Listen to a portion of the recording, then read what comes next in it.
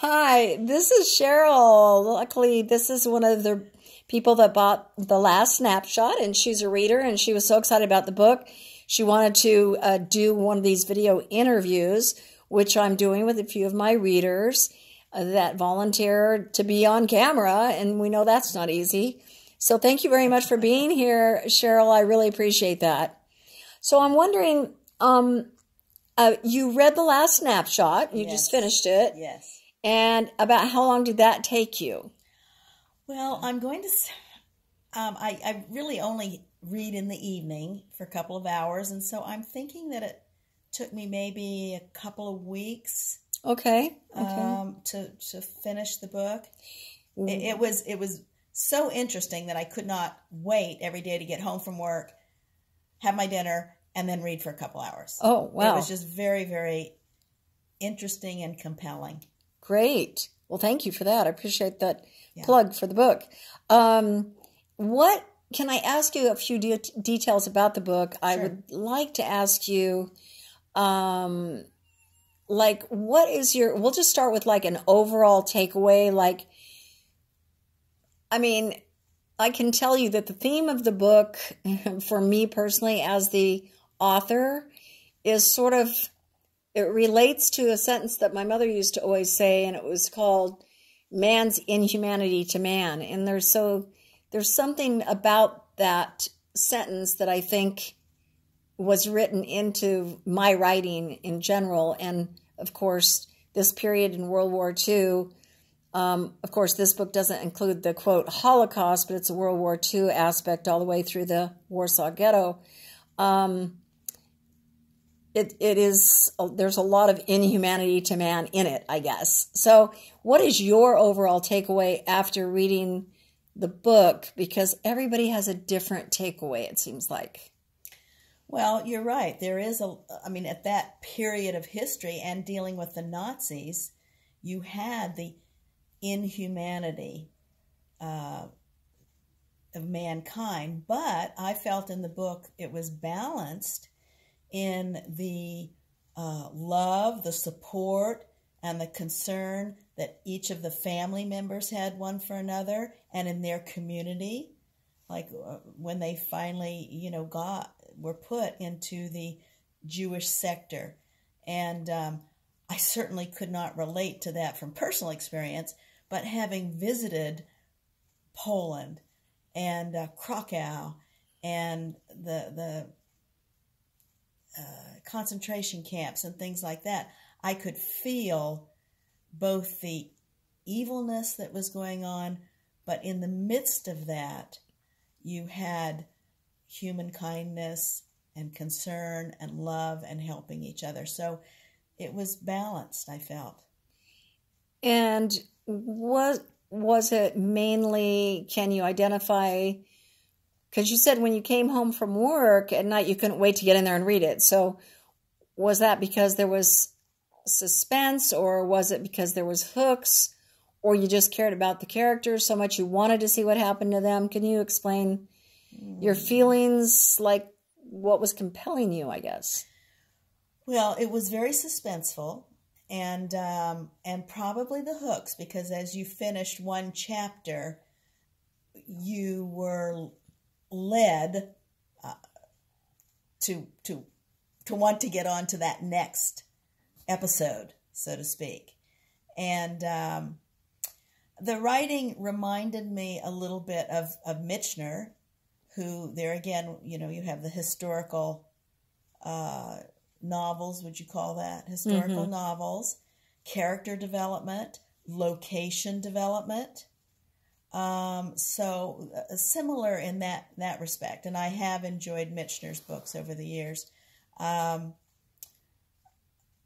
So for that standpoint, yes, it had a way of just leading you into you were eager to move on with the story. Oh, great. Well, that's really nice to hear. So let me ask you this, since we don't want to be here for really long and hold you up too long for this interview. I wanted to ask you about your favorite characters in the book. I mean, there are a list of characters which aren't really that vast if you compare it to some other novels. I mean, it's pretty much correct myself, Rena in this book. I just jumped ahead 2 books, guys. Sorry. So there's Rena and her parents and her brother and sister and her uncle and aunt. And so that's one family. And then there's Rolf, who's the other main character. But he has to leave his family because he's now working for the Nazi regime. So those are the main characters really in the book. And then there's another character, a couple of characters. One is Hans, which is Rolf's best friend. And then there's Henny, who's sort of the villain of the story. So out of all those characters, could you speak to your favorite character at first? Yeah, well, yes, there are several that were my favorites. But of course, Rennie was the main character. And so we followed her from the beginning to the very end. And I felt she was a good person, a very good person. So to me, I had a lot of respect for her and was always interested to see how she was going to handle these different experiences that she had to work through. And she had a lot of negative experiences happen to her. So she had to deal with grief and forgiveness and things like that. And so she was dealing with these mega human issues of humanity.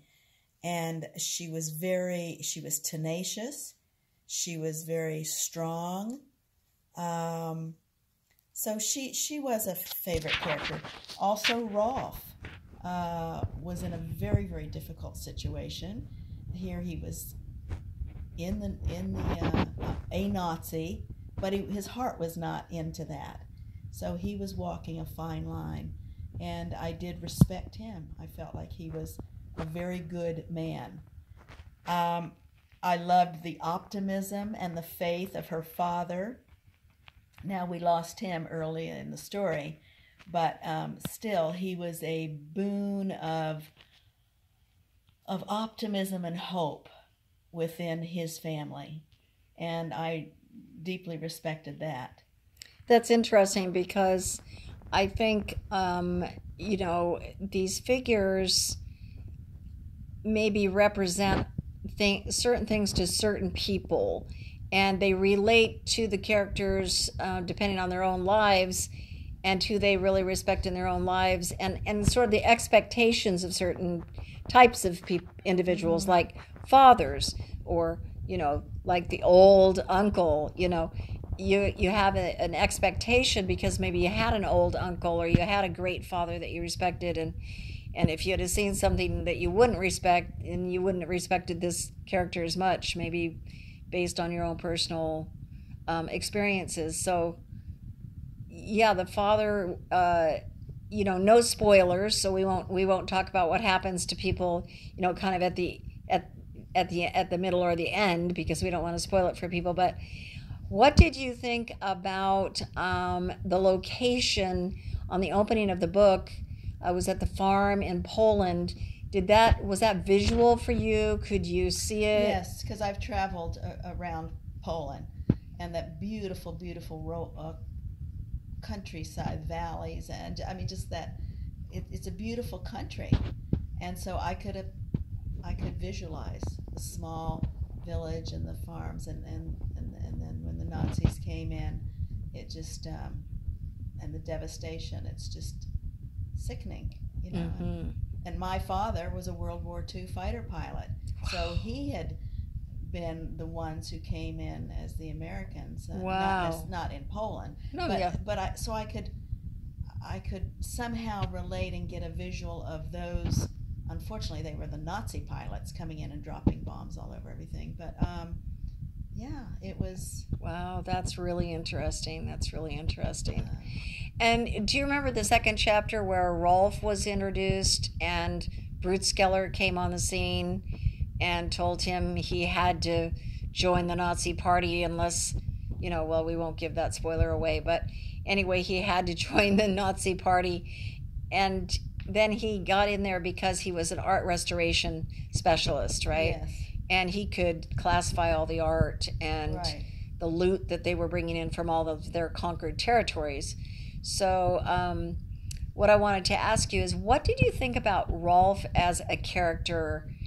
Did you feel like he was was the character developed well? What did you like or dislike about the character?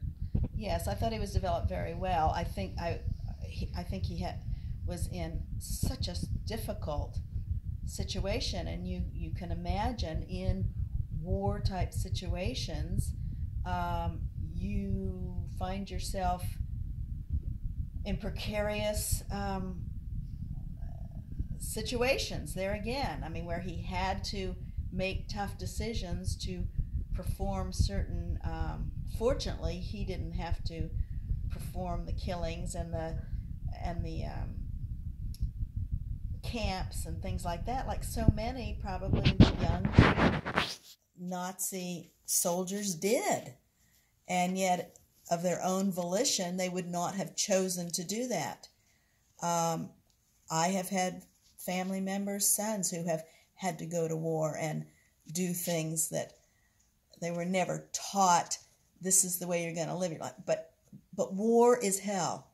And so I felt like many of those characters found themselves in the midst of hell and having to make those decisions. And it was interesting to see them weigh those decisions and to try to make the best decisions they could in a moral way in a very immoral society that they found themselves engulfed. I think that you mentioned something to me about one of the things that you really liked in the book, and I can't really say what it is because it's a spoiler, but about the villain, because you really didn't like the villain Henny too much. No, you could tell the book from reading the book. In the book, you could tell who the truly evil people were. I mean, the ones who were really evil versus those who are not so, who are humane, kind, loving, etc., etc. And yet, even though, like I say, they're living through the hell of war and all that, and yet trying to live the best they can. And sometimes it's just horrible, but the best decisions they can. And so there were characters. So I felt like, as far as the characters in the book, you had everything from, one end of the spectrum to the other, as far as human characters representing human characteristics. Oh, very nice. Thank you so much for saying that. It makes me feel really happy.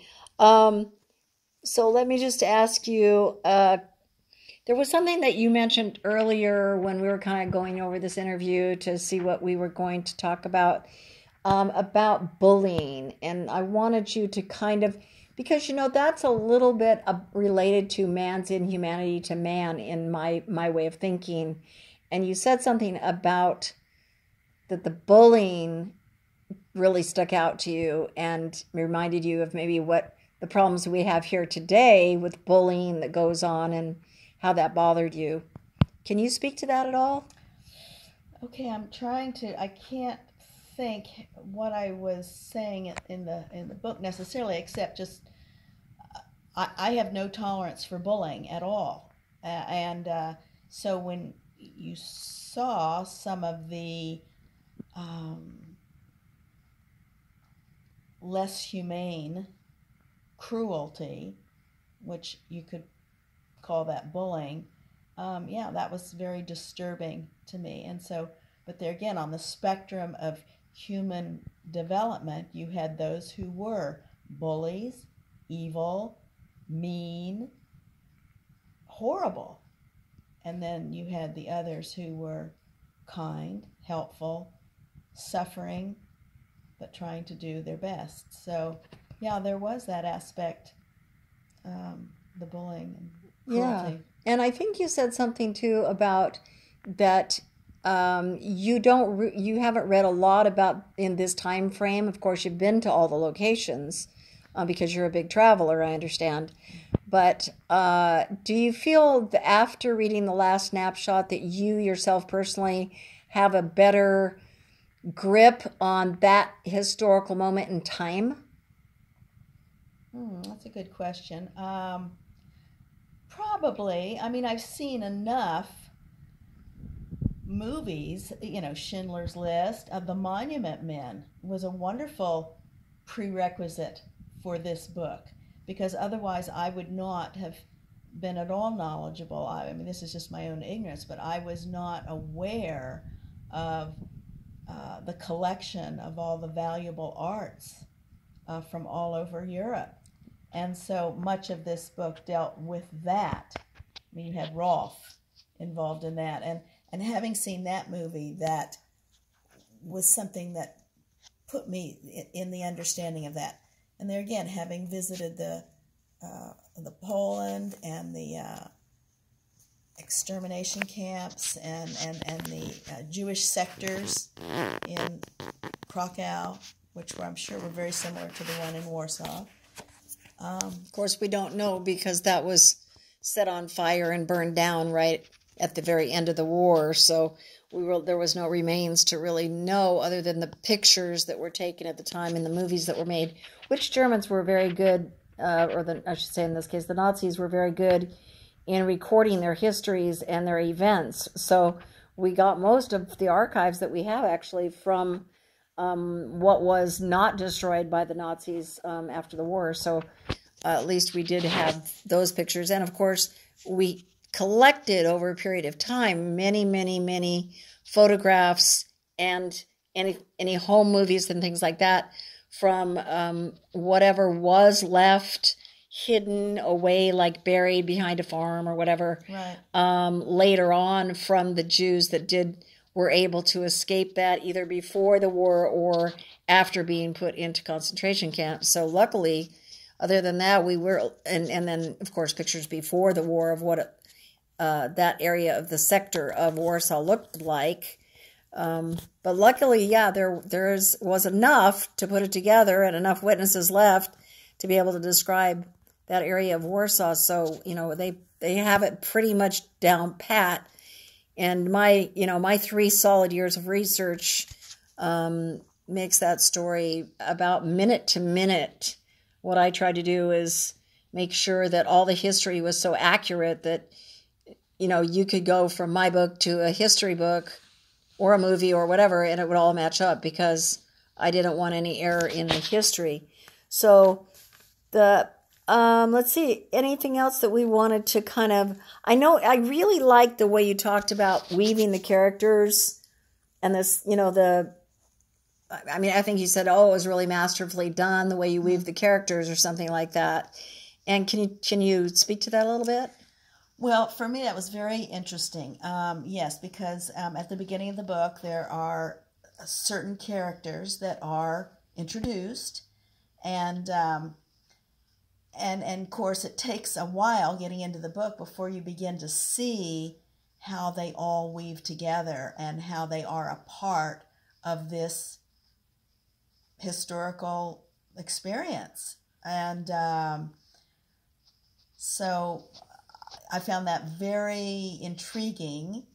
I mean, that was part of the intrigue of wondering, okay, now who is going to play what in whose life? And I felt it was done very, very well that way. Thank you so much. I really appreciated that word that you used earlier. I was like, masterfully. Oh, that's wonderful. I'm going to brag about that. Kidding. But yeah, so I think that we've, covered pretty much a lot of things. I wanted to ask you if you had a favorite scene sort of on our closing of our interview. If there's a scene, because I know that you talked about the last part of the book, so we can't disclose as a spoiler, but you could still say what is your favorite part if you had a favorite scene or a favorite portion of the book or a favorite chapter or something like that. Well, I really loved when the examples of of goodness rose above the evilness of certain characters in the book. Okay, so like I said, you had Rena's father. He was a very optimistic, hopeful, faithful person who provided that element of stability in his family while they were going through all of these horrendous things. But he was that constant person that represented certain very, very good qualities. The uncle was, again, without saying what exactly his role is or what happened to him, but he was very unselfish. He was very, he put the others above him. Yes, and so you saw in these various people, and her brother Jonathan was there again, more the young, vibrant, young man, young adult man who had that drive to protect the family and to try to right the wrongs. And so in all these different characters, you had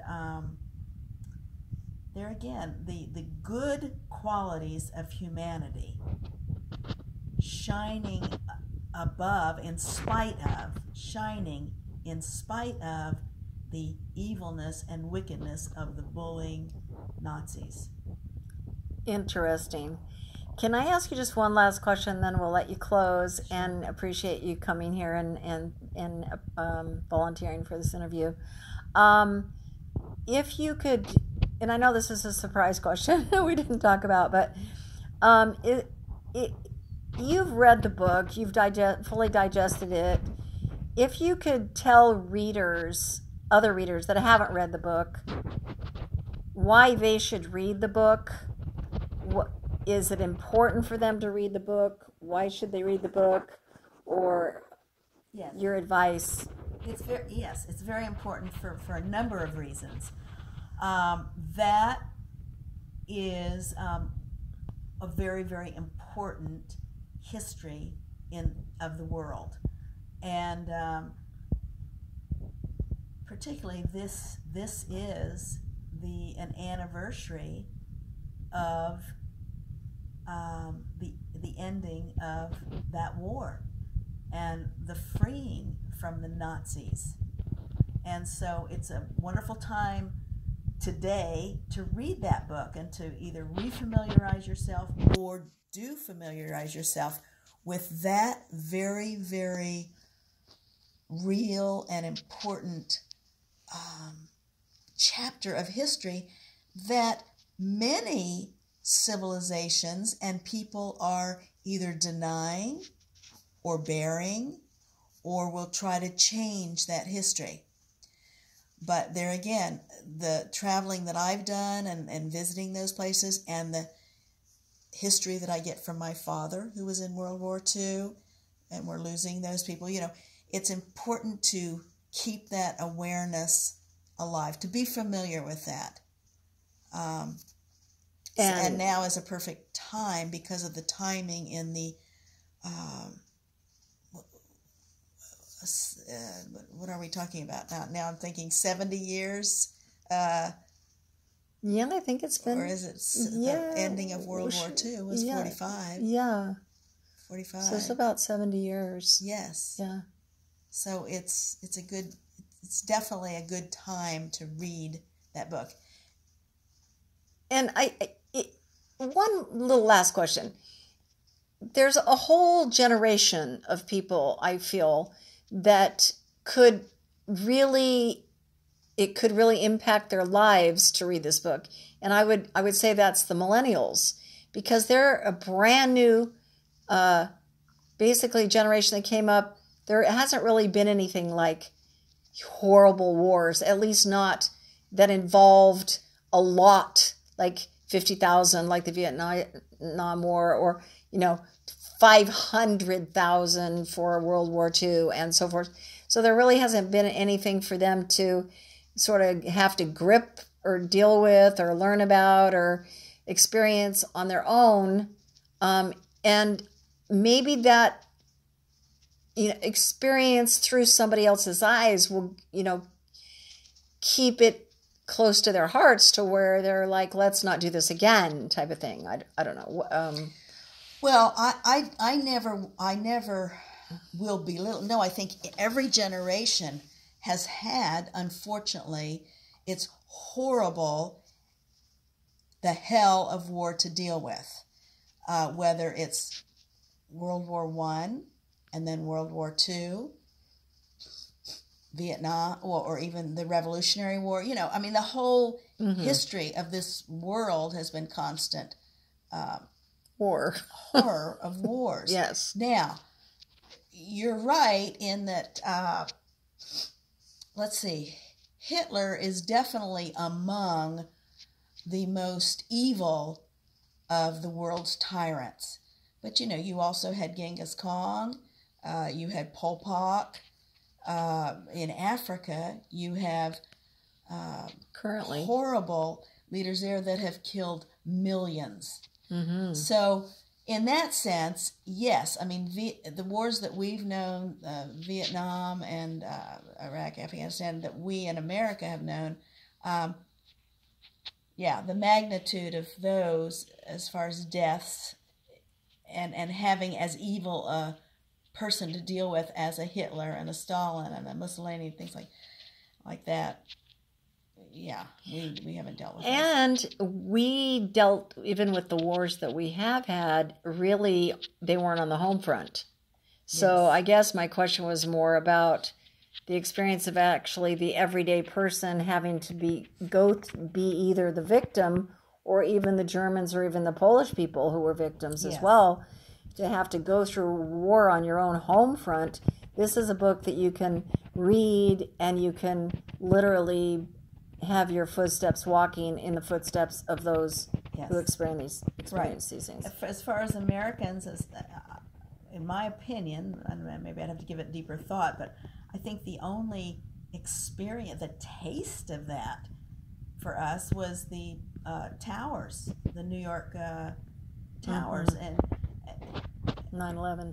Yeah, and I mean, that has been something that, and yet even when that happened here, I was very aware of the fact that, yes, it was a big thing here. It was huge. It was devastating. It was awful. But there are people like during World War II and Poland, Syria, all of those countries. Syria right now, Yemen. They are constantly living with that.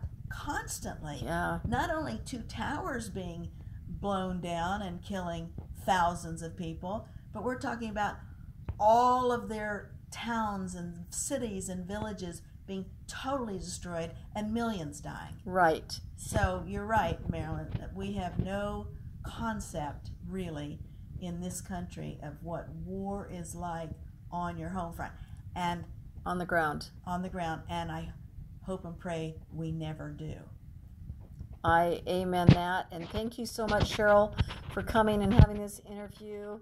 This is my first author interview, and I'm so excited. I really want to invite anyone out there that's a reader to volunteer. We can figure out how to do an interview online as well, so that I can post that up on my Facebook site, and people can get other people's opinions and thoughts about not just this book, but about humanity and about how to avoid these atrocities in the future, and maybe why we should, because if we walk in the shoes of those that have actually walked on the ground during these horrendous war actions, maybe we'll have a little bit more determination to try to avoid these things in the future. Anyway, Sheryl, again, thank you so much for coming, and I really, really appreciate it. And thank you for your book. Thank you for all the research and work that you've put into this book. It was very, very worthwhile read. Thank you so much.